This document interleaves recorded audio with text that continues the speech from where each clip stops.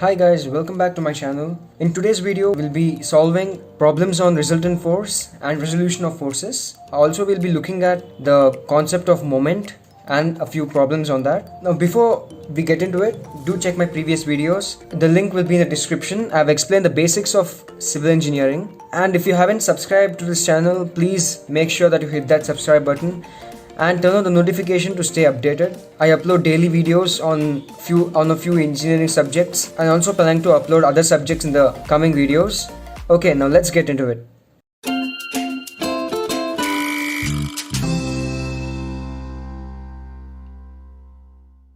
Now let's look at the question. Resolve the 100 Newton force into x and y components acting from point -3, 3 towards the point 3, -3. They haven't given you any diagram. You should construct the diagram. They have given you the coordinates -3, 3.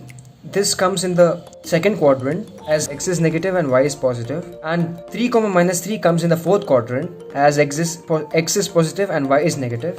Now this is the xy plane, and the point -3, 3 comes over here.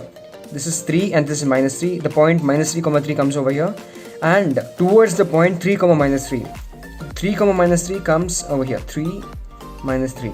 This is the point over here. 3, -3. Now you need to join this. According to the question, the 100 Newton force acts towards the point. So we need to take the 100 Newton force acting towards the fourth quadrant. The question is to resolve the 100 Newton force, but they haven't given us any angle. To do that, firstly we must find the angle of inclination, that is theta. The distance between these 2 points will be 6. How I found that? 3 plus 3, that is 3 plus 3. I need to draw a straight line connecting these 2 points.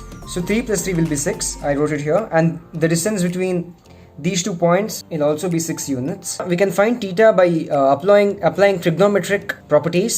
Now what is tan theta? Tan theta is perpendicular by base or adjacent. Perpendicular is 6 units. So we write 6 by the base also is 6. Theta will be equal to tan inverse of 1, that is 45 degrees. Now we found theta is equal to 45 degrees, that is, we can write it here, 45 degrees. The 100 Newton force is going towards the fourth quadrant, and now by alternate interior angle property, the angle over here will also be 45 degrees. These two angles will be equal. Now using the principle of transmissibility of forces, we consider 100 Newton force in the fourth quadrant, and in the fourth quadrant the y-axis will be negative and the x-axis will be positive. Now let us resolve this into the vertical and horizontal component. Now the horizontal component, that is fx, will be equal to f cos theta. Here f is 100 newtons, that is 100 cos theta is 45 degrees, which will be equal to fx is 70.71. Now the vertical component will be fy, that is f sin theta, which is 100 sin 45, which gives you the same answer, and fy is also 70.71. This comes to end of this problem. They have only asked us to resolve the force into x and y components, and we have done it. Now let's move on to the next problem. Now let's look at the second problem of this session. A block of weight 200 newtons is kept on an inclined plane and fixed to the plane. Find the components of weight in direction along the plane and perpendicular to the plane. They're asking us to resolve this force and find the horizontal component and the vertical component basically. Now how do we solve it? This is the diagram that they have already given us. Here the object is fixed onto this plane and the weight of 200 newtons is acting vertically downwards. Now the weight of a body always acts vertically downwards. No matter how it is kept, it will act vertically downwards. Okay, you might ask, the weight is kept like this, so why not the weight acts in this way? Okay, this is not vertically downwards, this is vertically downwards. Now as the plane is fixed in an inclined position, we should take the x and y axis with respect to this inclination itself. So this becomes the y axis and this becomes the x axis. Okay, now you must see this object that is placed on an inclined plane like this. Okay, you must see it like this. Now let us make a free body diagram of this. In free body diagrams, we only take the forces and the weight of an object and the angle which it has. We don't consider the object itself. Now this is the free body diagram. The weight is acting vertically downwards, that is 200 newtons with the inclination 30 degree. But this will be this is the plane. This is the inclined plane, right? Objects x and y axis will be like this. This will be the y axis and this will be the x-axis. I hope you guys are getting it. Now this will be 90 degrees. If you take the angle sum property of a triangle and you calculate the angles, you'll find this to be 60 degree. Okay, that is, you're getting the angle with respect to x-axis. Now you can see that 200 Newton force is acting at an angle 60 degrees. Okay, now to make it simple, it's acting in the third quadrant. You get it like this. I hope you guys are getting it. If you have any confusion, just write it in the comment section. I'll make another video explaining in a better way. Now let us resolve this. The horizontal component will be fx, that is equal to f cos theta, which is 200 cos 60, that is 100 Newton. And the vertical component will be fy, that is f sin theta, which is equal to 200 sin 60. Okay, they've only asked us to find the components of weight in direction along the plane and perpendicular to the plane, that is the horizontal component and the vertical component, and we have found it. Now this comes to the end of the second problem. Now let's look at what do you mean by moment of a force. Okay, what is moment of a force? Moment about a point or a line is defined as the product of force and the perpendicular distance of the line of action of force from a point or a line. Now let me explain this taking a diagram. In this diagram, we are taking A as a reference object and D is the distance between the object and the force's line of action. Now this is the line of action of this force. Okay, so what happens is the moment of the force will be this F into the distance, that is F into D. This is moment of a force. Now it can be either clockwise or anti-clockwise. I'll explain this concept in some time, but before that, the SI unit of moment will be Newton meter or kilonewton per meter, kilonewton meter. The SI unit of force is Newton and the SI unit of the distance is meters. So F into D will be N newtons into meters. So the SI unit is Newton meter or kilonewton meter. Now let me explain how moment can be clockwise or anti-clockwise. If moment is clockwise, it is positive. If moment is anti-clockwise, it is negative. Now this is the clockwise direction and this is the anti-clockwise direction. So when the object is placed over here near the left side of the force and the force is going downwards, moment will be in anti-clockwise direction as the force should go towards the object. Okay, when the object is placed in the right side of the force and the force is going vertically downwards, the moment will be anti-clockwise. I hope you're getting a figure of it. And when it is in place in the left side of the base and the force is going upwards, the direction will be anti-clockwise. Similarly, when the object is placed right side of the force and the force is going vertically upwards, the moment will be right side of the force. This is the concept of clockwise and anti-clockwise moment. And as I told you, if moment is clockwise, then it is positive, and if moment is anti-clockwise, then it is negative. Now let us solve a sum based on the moment of a force and end this session.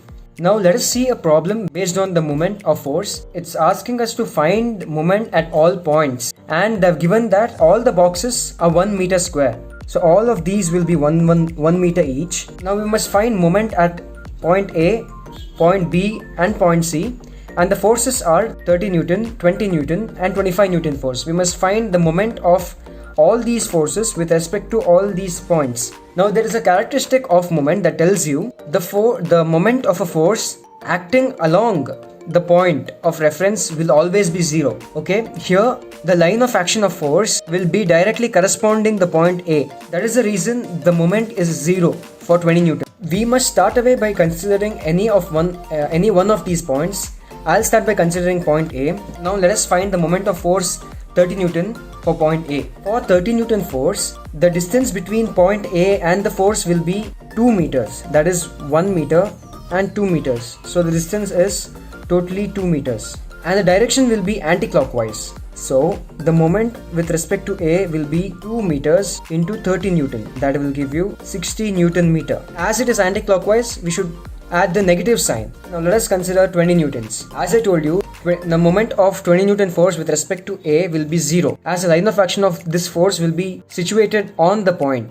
Now let us consider 25 Newton force. For 25 Newton force, the distance between these 2 points will be 1 meter and the direction is clockwise direction. So moment with respect to A will be 25 into 1, that is 25 Newton meter positive. Now we must calculate the total moment with respect to A. For this we must add whatever answers we got with respect to A. So it will be minus 60 plus 0 plus 25, that is minus 35 Newton meter. Moment of all the forces with respect to A will be minus 35 Newton meter. As you can find a negative sign over here, you must write MA equals to 35 Newton meter, comma, anti-clockwise.